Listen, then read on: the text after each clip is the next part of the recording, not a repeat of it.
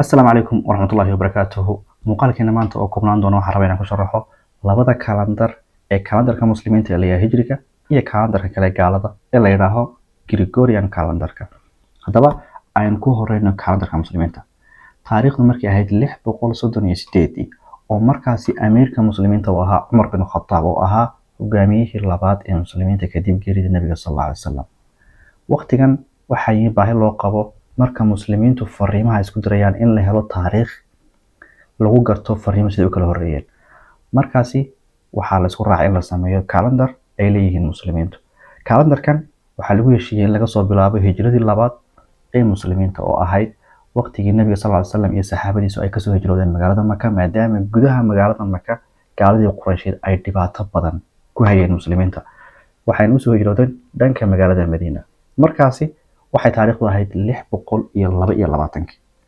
Kalendarkan islaamka ee hijriga halkaasi ayaa laga soo mudeeyay oo kasoo bilowday maantana wuxuu marayaa 1447. Kalendarkani wuxuu ka kooban yahay 12 bilood sidoo kale 354 maalmood ama 355 maalmood ayuu ka kooban yahay. waxa uu ku shaqeeyaa dayaxa oo caadi marka bishu dhalato dayaxa la eega marka shaacu madoobaada habeenkii maqribka inta ka horeysa ilaa maqribka laga soo baxo dabeetana bishaas inay dhalatay inay dhexda marayso inay dhamaatayba saas ayaa lagu gartaa. waa kalendar ku shaqeeya dayaxa. Haddaba kalendarkan kale ee Kiristaanka waxaa la yiraahdaa Gregorian calendar. Markii ay taariikhdu ahayd 1582 kiniisadii Roomaanka ee Roman Catholic waxaa hayay oo markaasi boobkii ama hogaamiyihii ama wadaadkii kiniisadaas markaa hogaaminayay waxaa la oran jiray Pope Gregory. marka boobkaasi ayaa sameeyay kalendarkan waana sababta loogu magac daray Gregorian calendar. Kalendarkan wuxuu sidoo kale ka kooban yahay 12 bilood laakiin wuxuu ku shaqeeyaa qorraxda halka kii hore muslimiintu ku shaqeynayeen dayaxa.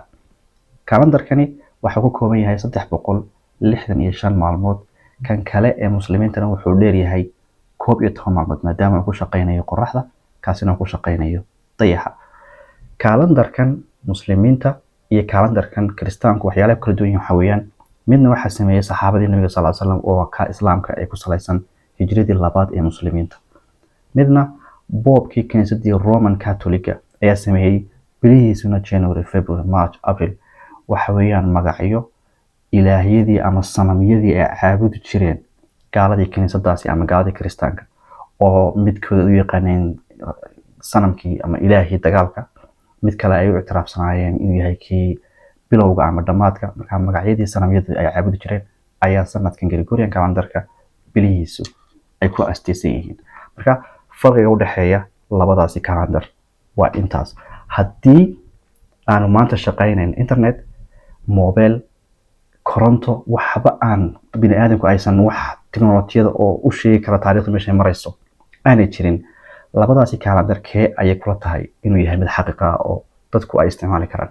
haddii ka ay kan Kiristaanka ee Gregorian calendarka ay isiraahdaan meeshu maraya hal la ogaado maadaama uu ku shaqeynayo qorraxda. haddii qofku qorraxda u eego qofku ma garan karaa in bishu bilow tahay dhexda marayso ama dhamaad tahay? su'aashu waa maya.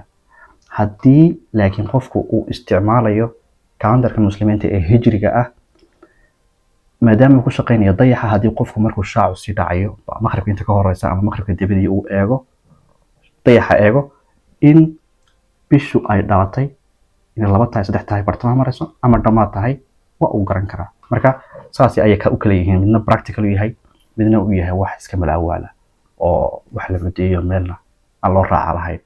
haddii ay tahay markii hore aad soo booqato ha ilaawin muuqaalkeena like saar sidoo kale channelkeena subscribe haddii aad ka mid tahay asxaabteena horena muuqaalkeena like saar.